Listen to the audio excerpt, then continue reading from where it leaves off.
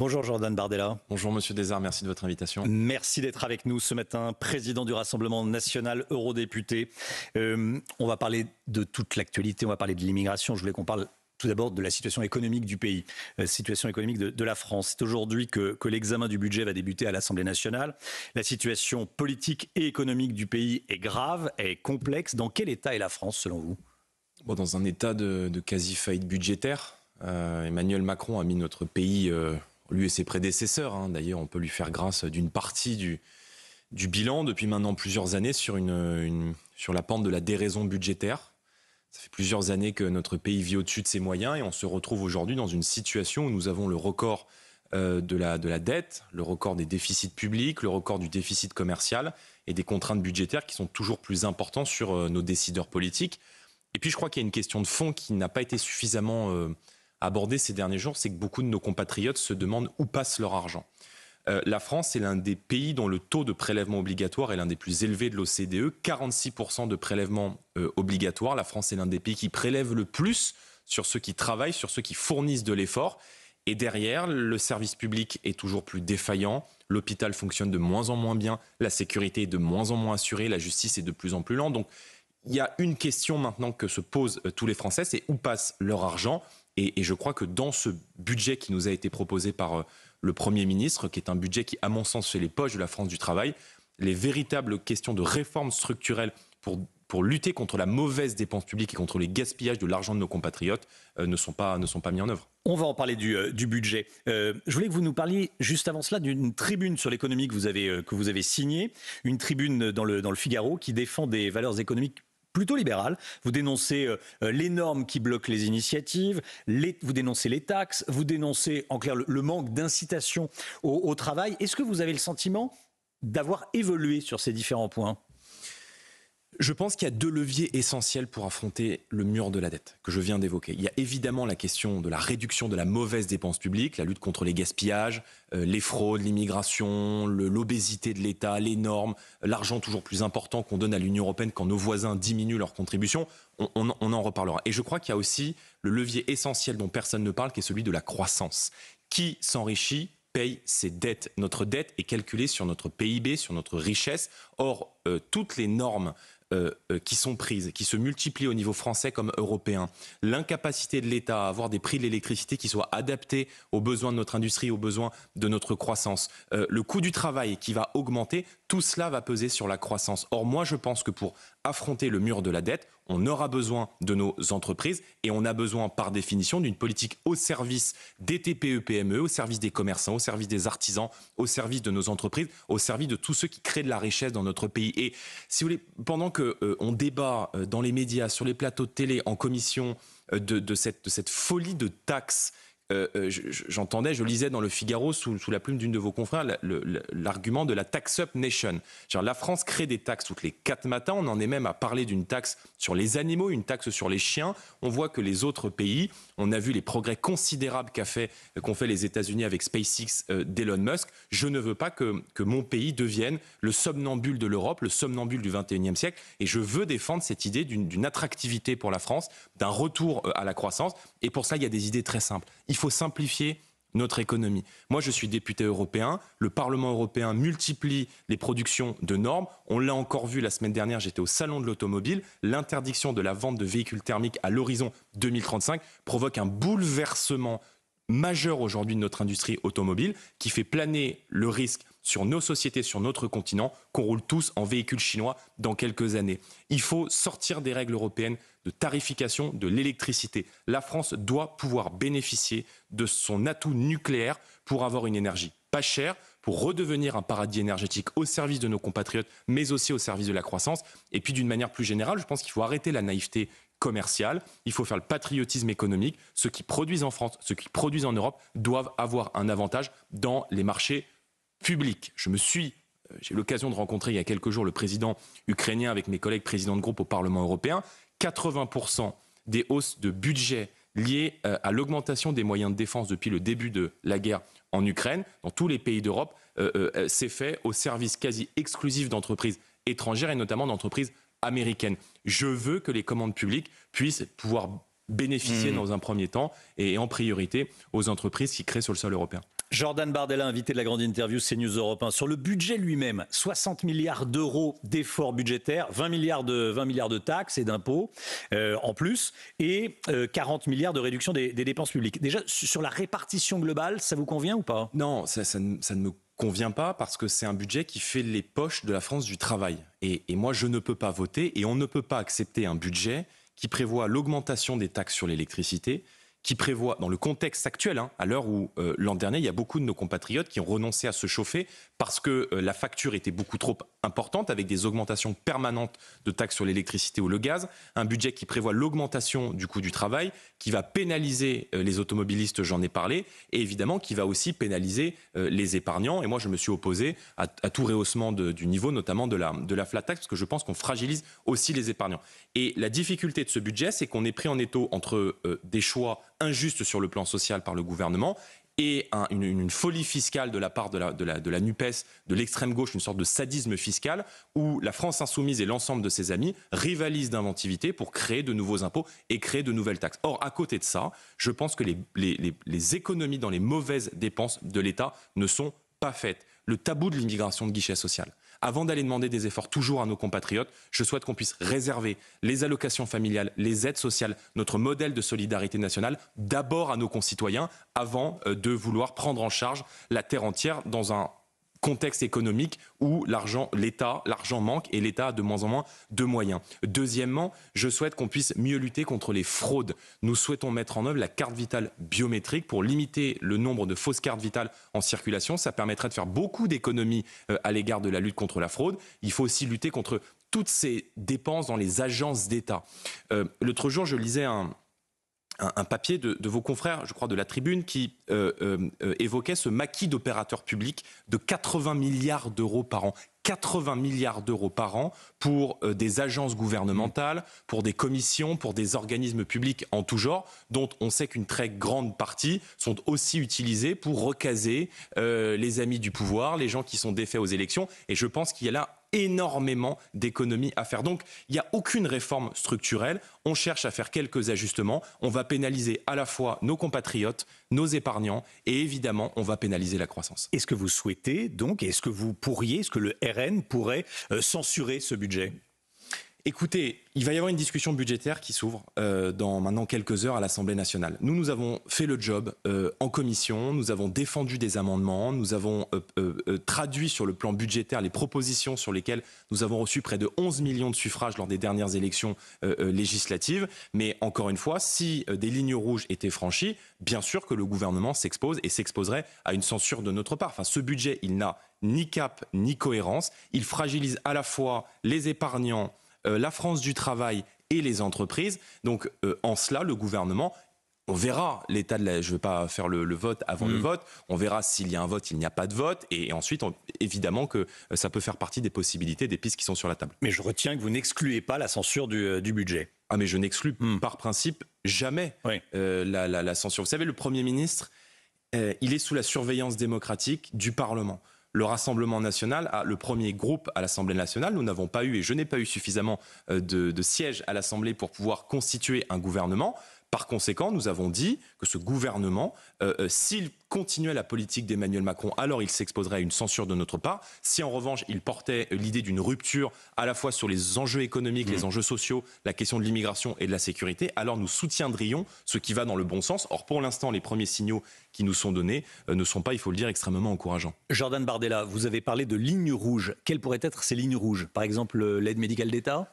Si on augmente le budget de l'aide médicale d'État, c'est une ligne rouge pour vous ? L'aide médicale d'État, c'est un symbole. Enfin, c'est un symbole pour les Français parce que il y a un Français sur 3 qui a renoncé à se soigner l'an dernier parce que le reste à charge est trop important. Et quand dans le même temps, on vient leur expliquer que on sacralise et même on augmente une enveloppe qui est dédié à la prise en charge des étrangers en situation irrégulière à qui on va offrir la gratuité des soins, c'est un motif de colère et d'injustice pour des millions de Français. Et on voit bien que lorsque le gouvernement s'apprête à augmenter de 100 millions d'euros, alors ils ont reculé parce qu'on est monté au créneau, et voyez là toute l'utilité d'avoir 143 députés du RN et de ses alliés à l'Assemblée nationale. Mais quand on fait cela dans une période où de l'autre côté on va fragiliser le pouvoir d'achat des classes populaires, augmenter le malus sur les véhicules automobiles, les véhicules que tout le monde utilise, la Sandero, la 208, qu'on augmente les taxes sur l'électricité, mais c'est d'une injustice inouïe lorsque dans le même temps on augmente ce budget de l'aide médicale d'État et que de l'autre, on ajuste le ticket modérateur et qu'on dérembourse des soins qui vont évidemment se retrouver à la charge des mutuelles, qui vont répercuter ces hausses sur les contrats de nos compatriotes et sur les contrats santé. Mais je veux dire, je ne comprends pas que quand on fait de la politique, on puisse prendre ce type de décision. Donc oui, la hausse du budget de l'aide médicale d'État est pour nous une ligne rouge. Une ligne rouge. Si le budget de l'aide médicale d'État est le même que cette année, c'est-à-dire que pour 2025, c'est-à-dire on n'y touche pas, ça vous irait ou pas? Mais moi, je suis pour on discutera au cas par cas. Moi, je suis pour la suppression de l'aide médicale d'État. Je veux dire, évidemment que demain, si vous avez un étranger en situation irrégulière qui est mourant sur le bord de la route, ça a toujours été la position et l'attitude de la France. Évidemment, c'est une question d'humanité, de dignité. Il sera évidemment soigné. Il faut arrêter de nous faire croire que si on n'a pas l'aide médicale d'État, eh bien, on laisserait des gens mourir dans la rue. L'aide médicale d'État, ça a été mis en place à la fin des années 90. C'est devenu un totem pour la gauche qui considère que vous êtes étranger en situation irrégulière en France, on doit vous offrir la gratuité des soins jusqu'à l'opération qui vise à se faire recoller les oreilles. Oui, ou refaire le nez, l'exemple est souvent utilisé. Et tout aux frais de la princesse, bien sûr. Le report de janvier à cet été de l'augmentation des retraites. Il pourrait y avoir des aménagements pour les petites retraites, c'est-à-dire que les petites retraites seraient augmentées dès janvier et les retraites un peu plus importantes ne le seraient pas avant l'été prochain. Est-ce que ça pourrait vous satisfaire? Mais ça, si vous voulez, ça c'est des économies de bout de chandelle. Ça aussi, ça serait une ligne rouge. Non mais, on vit dans un pays qui a plus de 3 000 milliards d'euros de dette. Donc moi, je veux bien qu'on passe des mois, chaque budget, à essayer d'aller trouver 200 millions là, 300 millions, à décaler des versements de pension de 3 ou 4 mois. C'est pas ça qui fait une politique économique. Donc moi, je vous l'ai dit, pour affronter ce mur de la dette, il y a évidemment des réformes à faire sur le fonctionnement de l'État pour diminuer les dépenses que je considérais de la mauvaise dépense publique dans un pays qui vit au-dessus de ses moyens depuis 50 ans, pour revaloriser le travail. Et de l'autre, évidemment, il faut recréer des conditions favorables à la croissance pour recréer de la richesse. Parce que, si vous voulez, on passe notre temps à gérer une pénurie, mais tout ça ne fait pas une politique économique. Jordan Bardella, invité de la grande interview Europe 1 CNews. Il y a une commission d'enquête sur le budget de la France. Certains suspectent Bercy ou autres d'avoir menti. Est-ce que c'est votre cas? Est-ce que vous faites partie de ceux qui pensent qu'il y a eu un véritable mensonge et non pas une erreur? Il y a quelques... Je ne veux même pas dire il y a quelques années, mais il y a quelques semaines, quelques mois, j'étais sur votre plateau et on était en campagne pour les élections législatives. Et j'avais demandé un audit sur les comptes de l'État. Parce que les records tout azimut de dette, de déficit public, de déficit commercial, les nombreuses alertes qui ont été données par d'innombrables économistes sur le dérapage budgétaire de ce gouvernement qui dépense sans compter depuis maintenant 2017, j'avais demandé un audit sur la gestion des comptes publics et sur les comptes de l'État. À l'époque, tout le monde nous avait indiqué pendant la campagne des élections législatives que toutes les données étaient sur la table, que toutes les informations étaient publiques et que tous les éléments concernant la réalité de nos comptes publics étaient connus des Français. On se rend compte que quand M. Barnier est arrivé à la tête de Matignon, il a demandé un audit sur les comptes de l'État en indiquant que ce qu'il avait découvert était extrêmement préoccupant. On a démarré l'année avec un déficit de 128 milliards d'euros. On achève l'année avec un déficit de 50 milliards d'euros de plus. C'est du jamais vu. On a un trou aujourd'hui de 50 milliards dans les finances de l'État. Donc, à minima, il y a eu de l'amateurisme.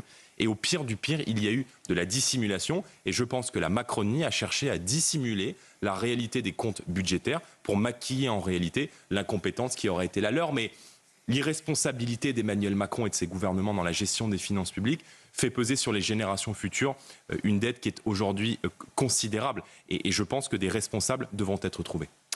Jordan Bardella, pour récupérer de l'argent, l'État doit-il vendre des participations dans des entreprises comme EDF ou la Française des Jeux? C'est une question qui peut revenir. Est-ce qu'on doit vendre... Je pense qu'on a des secteurs stratégiques nos routes, nos infrastructures énergétiques, qui sont des biens publics qui appartiennent à tous les Français.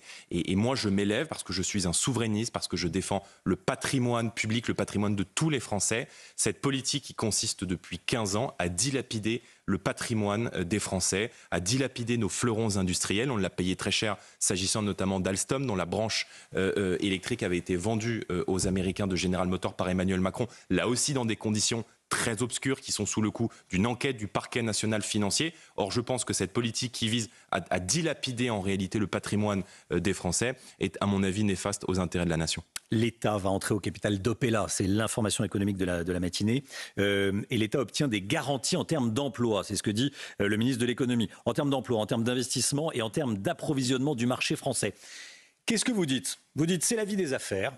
Doliprane, pour résumer, part aux États-Unis, 50% de Doliprane aux États-Unis, ou alors il aurait fallu que Doliprane reste en France. Moi, je suis pour que la France conserve sa souveraineté sanitaire. Alors, Doliprane, en l'occurrence, on ne parle pas de la molécule, on parle des boîtes de Doliprane, mais on a bien vu pendant la crise sanitaire que lorsqu'on est dépossédé de sa souveraineté sanitaire et qu'il y a des crises, des pandémies mondiales, lorsqu'il manque un médicament, eh bien c'est celui qui va payer le plus cher, qui sera en premier lieu bénéficiaire et destinataire de ces médicaments, d'un vaccin, d'un médicament contre telle ou telle forme d'épidémie. Donc moi je souhaite que évidemment ce type d'entreprise puisse rester sous le pavillon de l'État, parce qu'encore une fois, le service public, mais c'est pas toujours fait pour être rentable. Et parfois, il y a des impératifs qui sont liés à la sécurité de l'État, à la sécurité des chaînes d'approvisionnement. Et je pense qu'en la matière, c'est pas ce que coûte une fabrique de Doliprane, c'est pas ce que coûte le Doliprane à fabriquer qui va évidemment impacter de manière massive les finances de l'État. Or, je pense que si demain nous avons évidemment une crise et une nouvelle épidémie mondiale, eh bien, on sera heureux d'avoir cette souveraineté sanitaire. Jordan Bardella, président du Rassemblement national, on va parler du projet de loi immigration. Une nouvelle loi immigration est prévue pour l'année prochaine, notamment pour transposer en droit national le pacte asile-immigration. Qu'est-ce que vous en attendez ? D'abord, il y a un double discours de Michel Barnier et de M. Retailleau qui sont très durs sur la question de l'immigration en France, reprenant là des analyses que moi je peux partager, et qui dans le même temps demandent l'accélération de la mise en œuvre de ce pacte migratoire à Bruxelles, contre laquelle j'ai fait campagne, et les Français m'ont entendu faire campagne pendant toute la campagne des élections européennes, parce que c'est un pacte qui prévoit de répartir les migrants qui entrent aux portes de l'Europe dans les différents États membres. Exemple, vous avez des embarcations de migrants qui arrivent en Italie, qui arrivent à Lampedusa, qui arrivent en Sicile, ils sont pris en charge administrativement par l'Union européenne, et ensuite ces demandeurs d'asile sont répartis dans les différents États membres. Je pense donc là une contradiction du ministre de l'Intérieur qui veut durcir le ton sur l'immigration en France, mais qui veut accélérer l'immigration en Europe avec l'accélération de la mise en œuvre de ce pacte. J'entends parler d'une loi sur l'immigration, je pense qu'une loi est nécessaire. Maintenant, c'est la 30e loi sur l'immigration en 30 ans. La question qu'on doit se poser, c'est est-ce que c'est une loi pour plus d'immigration ou est-ce que c'est une loi pour moins d'immigration ? La France est aujourd'hui le pays le plus généreux d'Europe et le sujet que moi je mets sur la table, c'est qu'il y a beaucoup de pays autour de nous qui font le choix de la fermeté. Pourquoi est-ce que la France, pourquoi est-ce que notre pays n'aurait pas droit à un contrôle de sa politique d'immigration qui bouleverse les grands équilibres de la nation et qui fait peser aujourd'hui une menace civilisationnelle, sécuritaire, mais aussi économique sur notre pays dans d'innombrables quartiers. Donc je pense que la France n'a pas vocation à être le pays de tout le monde, au risque demain de n'être le pays de plus personne. Donc il faut durcir l'immigration, le contrôle de l'immigration. Et la question que je pose à ce gouvernement, passé les effets d'annonce, est-il prêt à remettre en cause l'aide médicale d'État, c'est-à-dire la gratuité des soins aux clandestins ? Est-il prêt à remettre en cause le regroupement familial qui fait qu'aujourd'hui, lorsque vous arrivez en France, lorsque vous êtes pris en charge sur le plan administratif par notre pays, vous pouvez faire venir vos parents, ça a été élargi aux frères et aux sœurs avec la loi Collomb en 2018. Est-il prêt à remettre en cause le droit du sol qui fait que nous avons aujourd'hui une acquisition quasi automatique de la nationalité française sur notre sol, ce qui n'est pas le cas dans certains pays et notamment en Italie.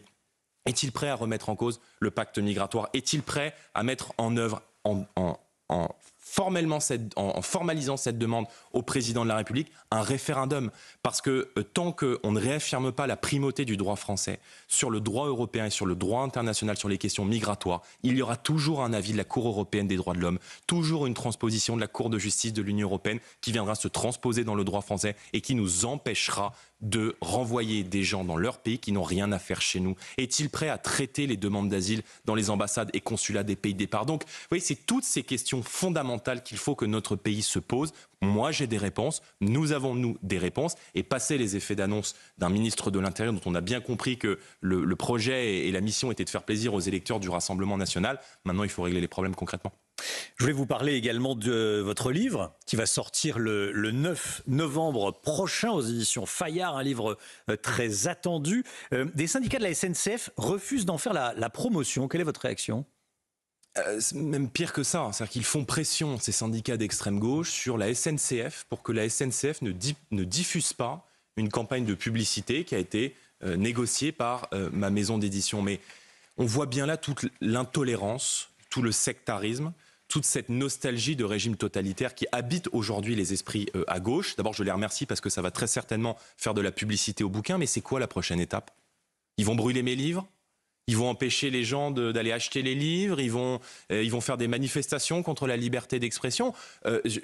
Moi, ces dérives, elles m'inquiètent et permettez-moi de m'indigner de cette dérive extrêmement préoccupante aujourd'hui de toute cette partie de la gauche, plébiscitée, légitimée par la France insoumise qui soutient les demandes de ces syndicats et qui fait pression sur une grande entreprise publique pour que mon livre ne soit pas, qu'on ne fasse pas la publicité de mon livre dans ce qui apparaît comme une campagne publicitaire parfaitement normale de tout un chacun qui écrit un livre. Donc c'est extrêmement inquiétant pour la liberté d'expression, c'est extrêmement inquiétant pour la démocratie et moi j'appelle évidemment les Français à ne pas se laisser intimider par ces manips d'extrême gauche. J'ai voulu écrire ce livre parce que je crois que les écrits, ça reste, contrairement à des émissions de télé ou des émissions de radio qui sont très très vite balayées par d'autres émissions.